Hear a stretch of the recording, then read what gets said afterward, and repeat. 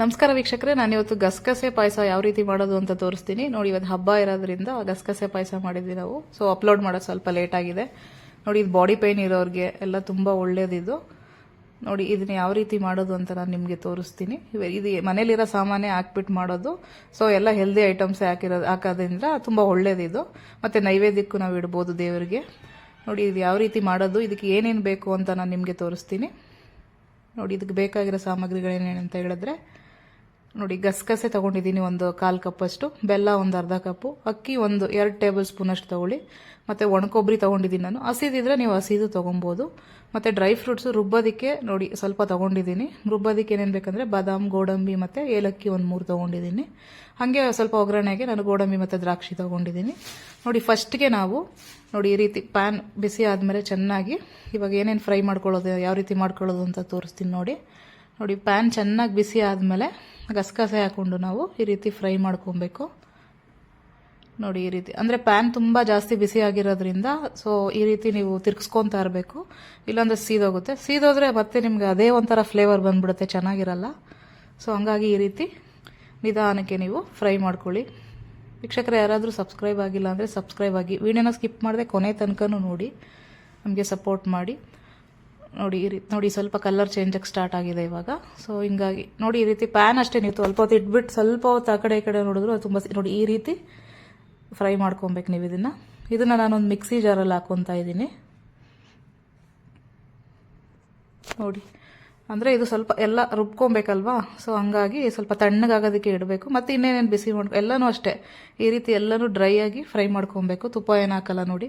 ನೋಡಿ ಅಕ್ಕಿನೂ ಅಷ್ಟೇ ಸ್ವಲ್ಪ ತೊಗೊಂಡಿದ್ದೀನಿ. ಇದನ್ನು ಅಷ್ಟೇ ಪ್ಯಾನ್ ಬಿಸಿ ಇರೋದ್ರಿಂದ ತುಂಬ ಬೇಗ ಆಗಿಬಿಡುತ್ತೆ. ಇದೇನು ಫುಲ್ ಏನು ಫ್ರೈ ಮಾಡಬೇಕಾಗಿಲ್ಲ, ಸ್ವಲ್ಪ ಬಿಸಿ ಮಾಡಿಕೊಂಡ್ರೆ ಸಾಕು.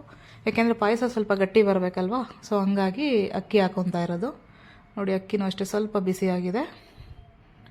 ಸೊ ನೆಕ್ಸ್ಟು ನಾವು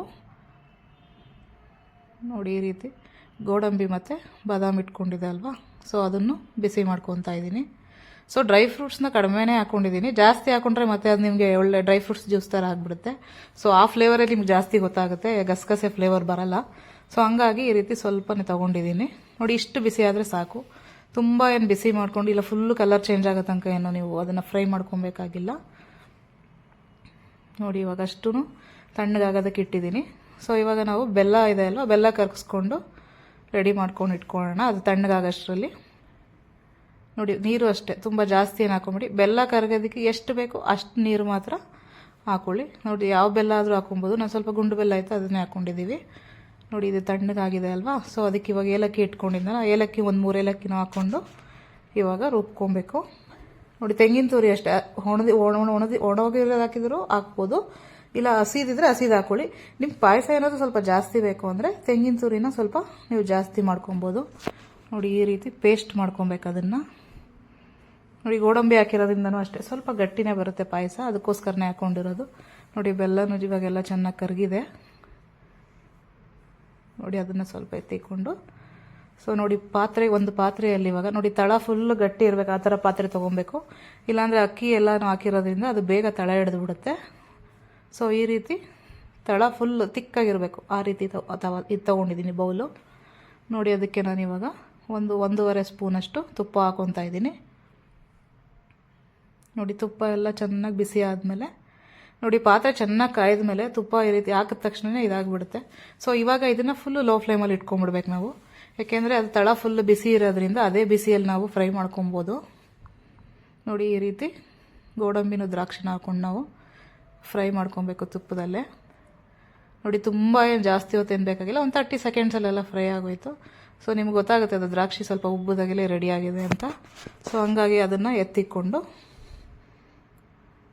ನೋಡಿ ಈ ರೀತಿ ಎತ್ತಿಕ್ಕೊಬೇಕು ನೋಡಿ. ಕಲ್ಲರೇ ಅಷ್ಟೇ, ಯಾವುದು ಸೀಸಿಲ್ಲ ನಾನು, ಎಲ್ಲ ಲೋ ಫ್ಲೇಮಲ್ಲಿ ಇಟ್ಕೊಂಡೆ ಫಸ್ಟಿಂದ ಲಾಸ್ಟ್ ತನಕನೂ ಫುಲ್ ಲೋ ಫ್ಲೇಮಲ್ಲೇ ನೀವು ಮಾಡ್ಕೊಬೇಕು ಇದನ್ನು. ಸೊ ಅವಾಗ ತುಂಬ ಟೇಸ್ಟಿಯಾಗಿ ಬರುತ್ತೆ ನೋಡಿ. ಇಷ್ಟು ಹಾಕ್ಕೊಂಡು ಅದೇ ತುಪ್ಪದಲ್ಲಿ ನಾನು ಅವಾಗೆ ಪೇಸ್ಟ್ ಮಾಡಿ ಇಟ್ಕೊಂಡಿದ್ದೆ ಅಲ್ವಾ, ಅದನ್ನು ಹಾಕ್ಕೊಂಡು ಇವಾಗ ಮಿಕ್ಸ್ ಮಾಡ್ಕೊತಾ ಇದ್ದೀನಿ ನೋಡಿ. ತುಪ್ಪದಲ್ಲಿ ಅಂದರೆ ತುಂಬ ಹೋದೇನಿಲ್ಲ, ಹಾಕಿದ ತಕ್ಷಣವೇ ಇದು ತಳೆ ಹಿಡಿದ್ಬಿಡುತ್ತೆ. ನೀವು ತಿರ್ಗಿಸ್ಕೊತಾ ಇರಬೇಕು ಇದನ್ನು ನೋಡಿ. ಈ ರೀತಿ ಚೆನ್ನಾಗಿ ತಿರ್ಗಿಸ್ಕೊಂಬಿಡಿ ನೋಡಿ. ಅವಾಗೆ ಸ್ವಲ್ಪ ತಳೆ ಹಿಡಿಯೋಕ್ಕೆ ಸ್ಟಾರ್ಟ್, ಯಾಕೆಂದರೆ ಅಕ್ಕಿ ಎಲ್ಲ ಹಾಕಿದ್ದೀವಲ್ವ, ಸೊ ಹಂಗಾಗಿ ಫಾಸ್ಟಾಗಿ ಇದು ತಳೆ ಹಿಡಿದ್ಬಿಡುತ್ತೆ. ಸೊ ಅವಾಗೇನು ಅದೇ ಜಾರಲ್ಲಿ ನಾನು ಸ್ವಲ್ಪ ನೀರು ಹಾಕ್ಕೊಂಡು ತಿರ್ಗಿಸ್ಕೊತಾ ಇದ್ದೀನಿ ನೀರನ್ನು ಅಷ್ಟೇ ನೀವು ಒಂದು 10 ಸೆಕೆಂಡ್ಸ್ ಒಳಗಡೆ ನೀರು ಹಾಕೊಂಡ್ಬಿಡ್ಬೇಕು ನೀವು. ಅಷ್ಟು ಫಾಸ್ಟಾಗಿ ಇದು ತಳ ಹಿಡಿದ್ಬಿಡುತ್ತೆ. ಸ್ವಲ್ಪ ಕೇರ್ಫುಲ್ಲಾಗಿ ಮಾಡ್ಕೊಬೇಕು ನೀವು. ನೋಡಿ ಈ ರೀತಿ ಮಿಕ್ಸ್ ಮಾಡ್ಕೊತಾ ಇರಬೇಕು. ನೋಡಿ ಲೋ ಫ್ಲೇಮಲ್ಲಿ ಇಟ್ರೂ ಅದು ಸ್ವಲ್ಪ ಹಿಂಗೆ ತಳ ಹಿಡಿಯೋಕ್ಕೆ ಸ್ಟಾರ್ಟ್ ಆಗಿಬಿಡುತ್ತೆ. ಸೊ ಹಂಗಾಗಿ ನೀವು ಆ ಕಡೆ ಈ ಕಡೆ ಹೋಗಿಲ್ಲ, ಫಾಸ್ಟಾಗಿ ಎಲ್ಲ ರೆಡಿ ಮಾಡಿಕೊಂಡು ಎಲ್ಲ ಒಂದು 7-8 ನಿಮಿಷದಲ್ಲೆಲ್ಲ ನೀವು ಪಾಯಸನೇ ರೆಡಿ ಮಾಡ್ಕೊಬೋದು. ನೋಡಿ ಈ ರೀತಿ ಚೆನ್ನಾಗಿ ಮಿಕ್ಸ್ ಮಾಡ್ಕೊಬೇಕು.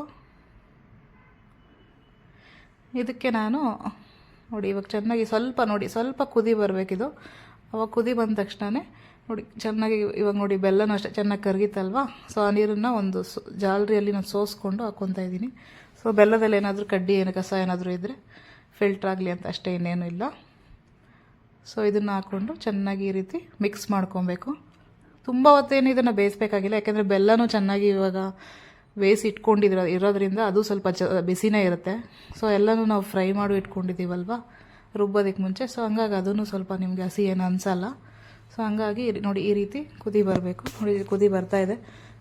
ಜಾಸ್ತಿ ಫ್ಲೇಮಲ್ಲಿ ಇಟ್ಬಿಟ್ರೆ ಅದೆಲ್ಲ ಫುಲ್ಲು ಉಬ್ಬಿಟ್ಟು ಸುರಿದೋಗ್ಬಿಡುತ್ತೆ. ಸೊ ಹಂಗಾಗಿ ಈ ರೀತಿ ಮಿಕ್ಸ್ ಮಾಡ್ಕೊತಾ ಇರಬೇಕು ನೀವು. ವೀಕ್ಷಕರೇ, ಇದನ್ನು ನೀವು ಒಂದ್ಸಲ ಮನೇಲಿ ಟ್ರೈ ಮಾಡಿ, ಹೇಗಿದೆ ಅಂತ ನನಗೆ ಕಮೆಂಟ್ ಮಾಡಿ ತಿಳಿಸಿ. ನೋಡಿ ತುಪ್ಪದಲ್ಲಿ ಕರೆದಿಟ್ಕೊಂಡಿದ್ವಲ್ಲ ಡ್ರೈ ಫ್ರೂಟ್ಸು, ಅದನ್ನು ಹಾಕ್ಕೊಂಡು ಈ ರೀತಿ ಚೆನ್ನಾಗಿ ಮಿಕ್ಸ್ ಮಾಡ್ಕೊಬೇಕು. ನೋಡಿ ಈ ರೀತಿ ಕುದಿ ಬರಬೇಕಿದು. ನೋಡಿ ಈ ರೀತಿ ಕುದಿ ಬಂದರೆ ಇದು ನಮ್ಮದು ಗಸಗಸೆ ಪಾಯಸ ರೆಡಿಯಾಗಿದೆ ಅಂತ. ಸೊ ಇದನ್ನು ನಾವು ಫುಲ್ ಬಿಸಿ ಇದ್ದಾಗಲೇ ಕುಡಿಬೇಕು. ಎಷ್ಟು ಚೆನ್ನಾಗಿರುತ್ತೆ ಅಂದರೆ, ನೀವು ಒಂದ್ಸಲ ಕುಡಿದು ಯಾವ ರೀತಿ ಇದೆ ಅಂತ ನಮಗೆ ಟೇಸ್ಟ್ ಮಾಡಿಬಿಟ್ಟು ಕಮೆಂಟ್ ಮಾಡಿ ತಿಳಿಸಿ. ವೀಕ್ಷಕರೇ, ನಿಮಗೆ ಈ ವಿಡಿಯೋ ಇಷ್ಟ ಆದಲ್ಲಿ ಪ್ಲೀಸ್ ಲೈಕ್ ಮಾಡಿ, ಶೇರ್ ಮಾಡಿ ಮತ್ತು ಸಬ್ಸ್ಕ್ರೈಬ್ ಮಾಡಿ. Thank you.